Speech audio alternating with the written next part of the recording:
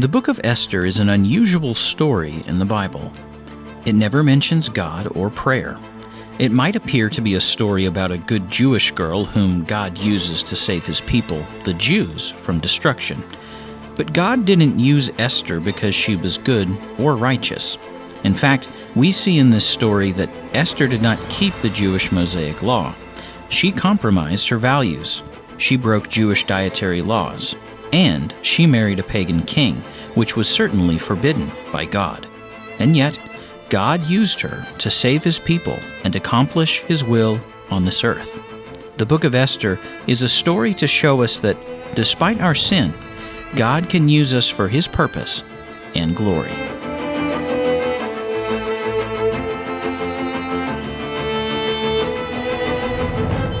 The Jews had been held in captivity for many years by the Babylonians, but eventually the Medes and the Persians took over the captivity of the Jews. During the time of the Persians, a king named Ahasuerus sat on the royal throne. King Ahasuerus was so proud of the riches and great wealth in his kingdom that he put them on display for 180 days for all to see. When these days were completed, he held a lavish banquet for all the important people in his kingdom. There were beautiful white and purple linen curtains and couches made of gold and silver covered in the most expensive cloth. The king served the best wines and food to everyone.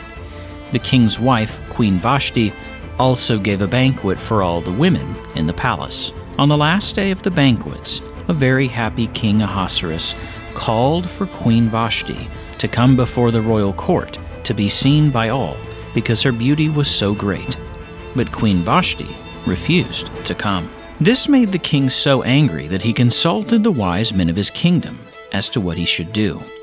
The wise men discussed the matter and suggested the king create a new law that stated that if the queen refused the king's orders, then the queen could no longer come into the presence of the king, and her royal position would be given to a woman more worthy than her. That's exactly what King Ahasuerus decided to do. Queen Vashti would no longer be queen, and a new queen would be selected. All of the single, young, most beautiful women in the kingdom were brought to Hegai, the king's official, who was in charge of taking care of the young women. Esther was one of the many young women chosen to appear before the king, and she was very beautiful in every way. As a very young girl, her mother and father had died, so her uncle, named Mordecai, took her in and became like a father to her. Esther and Mordecai were Jews that lived and prospered among the people of Persia. As Esther grew into a young woman, her great beauty brought her to this point in time. She would now go before the king of Persia to see if he would pick her to become his queen. Before she left for the palace, Mordecai, her uncle, instructed her to never reveal that she was a Jew. All of the young girls that had been selected, including Esther, took many months to work on their appearance and beauty. They were given the best cosmetics and lotions and fed the best foods. During these many months, Mordecai would pace back and forth in front of the palace each day, checking to see how Esther was doing. Finally, it was Esther's turn to go before King Ahasuerus. The king immediately saw her great beauty, and she quickly found favor with the king above all the other women. He placed the crown upon her head and proclaimed her as queen. Then the king gave a great banquet to honor Esther, his new queen. Meanwhile, Mordecai, who loved Esther as a daughter, became a watchman at the king's gate. This allowed him to stay close to Esther. One day, 2 guards at the gate became angry with the king and planned to kill him. When Mordecai heard of this evil plot to attack the king, he was able to pass the information on to Esther. Esther then told King Ahasuerus about it, and when an investigation in the matter showed that it was indeed true, both men were hanged on the gallows, and the incident was recorded in the book of the Chronicles in the presence of the king. As time went on, King Ahasuerus appointed a man named Haman to one of the highest positions in the royal court. The king commanded all the men at the gate leading to the palace to bow down and pay homage to Haman each time he passed through the gate. All the men would bow as Haman passed through the gate, except Mordecai, who refused to bow. This filled Haman with rage, and when Haman learned that Mordecai was a Jew, he vowed to destroy all the Jews that lived in the kingdom. This would include the Jewish queen, Esther. Now Haman was a very sneaky and conniving man. He went before King Ahasuerus and said, "There is a certain people who live among the people of your kingdom. Their laws are different from the king's laws, and therefore they refuse to observe your laws. It's not good to allow them to live.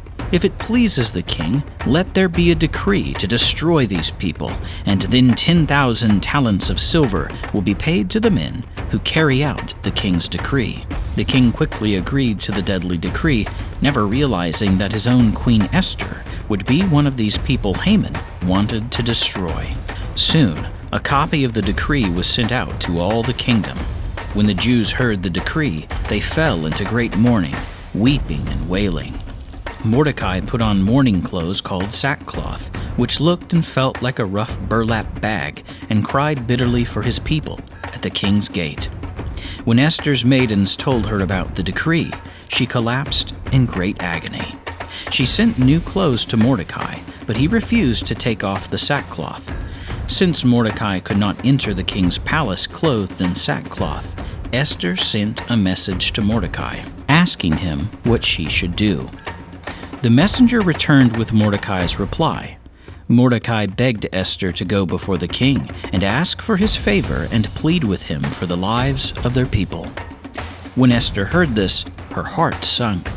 She sent the messenger back to Mordecai, saying, "Everyone in this kingdom knows that the king has a law that anyone who comes before the king without being summoned by him is to be put to death unless the king holds out the golden scepter to him." When Mordecai heard her reply, he sent back this response: "Do not think for 1 minute that you will escape death in the palace any more than the rest of the Jews.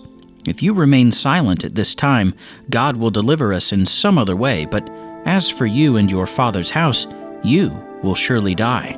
And who knows, maybe you have come to the kingdom for such a time as this." Then Esther sent this reply to Mordecai: "Go and gather all the Jews that live in the kingdom and fast for me. Do not eat anything for 3 days and nights. My maidens and I will do the same thing. After this time of fasting I will go before the king, even if it is against the law, and if I die, I die." Mordecai went away and did just as Esther had instructed. On the 3rd day, after all the Jews, including Esther and her maidens, had fasted, Esther put on her royal robes and stood in the inner court of the palace, in front of the king's hall. The king was sitting on his royal throne, and as soon as he saw Queen Esther, he was very pleased, and held the gold scepter that was in his hand out to her. Then the king asked, "What can I do for you, Queen Esther? I would give you up to half my kingdom if you requested." Esther replied, "If it would please you, my king, I would like to invite you and Haman to come and dine with me at a banquet I have prepared for you." "Bring Haman at once, so that we may do what Esther requests," answered the king. As they all dined at the banquet, the king asked Queen Esther, "What is your request? I would give you even up to half my kingdom." Then Esther said, "If I have found favor before the king, I would love to invite both the king and Haman to a second banquet tomorrow, and then I will make my request known." The king and Haman happily agreed. Haman left the palace very happy until he passed Mordecai at the gate. When Mordecai refused to bow, Haman was filled with rage again, but he restrained himself and went home. As soon as Haman got home, he called his wife and friends together and began to brag about all the ways the king had honored him and placed him above all the other nobles and officials in the kingdom. He went on to tell them how Queen Esther had invited him and the king to a banquet that very day, and that she invited them to another banquet the next day. But Haman said, "All this gives me no satisfaction as long as I see Mordecai sitting at the king's gate." So his wife Zeresh and all his friends said to him, "Have a gallows built, and then tell the king about Mordecai, and surely the king will agree to hang him." This suggestion made Haman very happy, so he ordered the gallows to be built for the next day. That night, the king could not sleep, So he gave orders for the book of the Chronicles that records everything that happens in the king's reign be brought in and read to him. As it was read, the king heard how Mordecai exposed the 2 guards that had planned to assassinate him. The king then asked, "What honor and recognition has Mordecai received for this?" The king's servants told him that nothing had been done for him. And the king said, "Who was in the court?" It just so happened that Haman had entered the outer court of the palace in order to speak to the king about hanging Mordecai. So the king's servant said, "Haman is standing in the court." The king said, "Bring him in." As soon as Haman walked in, the king asked, "What should be done for the man that the king wants to give great honor and recognition?" Haman thought to himself, "Who would the king want to honor more than me?" So he told the king, "Bring a royal robe that the king has worn, and a horse on which the king has ridden, and allow one of the king's most noble princes to lead this honored man on horseback through the city square, all the while proclaiming, 'This is what will be done for the man the king desires to honor.'" Then the king said to Haman, "Hurry, take the robe and horse, and do these things just as you have said for Mordecai the Jew, who sits at the king's gate." Haman did exactly as the king instructed, but as soon as he arrived back at the king's gate with Mordecai, Haman hurried home, mourning, with his head covered. He told his wife Zeresh and all his friends everything that had happened to him. When his wife and friends warned him, "If Mordecai is Jewish, then you will not overcome him. You will surely fall before him." While his friends were still talking to him, Haman was picked up by the king's officials and quickly brought to the banquet which Esther had prepared. King Ahasuerus, Haman, and Esther were all sitting at the banquet table when the king asked, "What is your request, Queen Esther?" "It will be granted to you, even up to half my kingdom." Queen Esther replied, "If I have found favor with you, and it pleases the king, let my life and the lives of my people be spared. A decree has gone out from the kingdom to kill and annihilate all the Jews in the kingdom, and that would include me." The king quickly asked Queen Esther, "Who is he and where is he? Who would ever think to do something like this?" Then Esther turned towards Haman and said, "It is this wicked man Haman who is the enemy of me and my people." The king became so angry that he jumped up from his seat and went into the palace garden to think. Meanwhile, Haman threw himself upon Queen Esther's couch, begging for his life. When the king came back from the palace garden and saw Haman on Queen Esther's couch, he cried out, "Will he even try to assault my queen in my own house?" As soon as the words came out of the king's mouth, the king's officials covered Haman's face with a cloth. Then one of the officials said, "Haman made gallows at his house to hang Mordecai the Jew on, who revealed the assassination attempt on your life." Immediately the king replied, "Hang him on the gallows." That very day, they hanged Haman on the gallows which he had prepared for Mordecai. King Ahasuerus then gave the house of Haman, the enemy of the Jews, to Queen Esther. When Esther revealed to the king who Mordecai was to her, the king called Mordecai before him. He took off the royal signet ring that Haman had worn and gave it to Mordecai. Then Esther put Mordecai over the house of Haman, which the king had given her.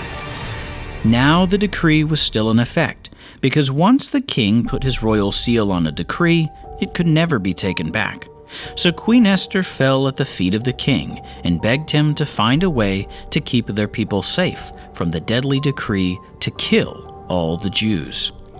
So King Ahasuerus said to Queen Esther and Mordecai the Jew, "I will allow you to write another decree to be given to all your people in every city and province."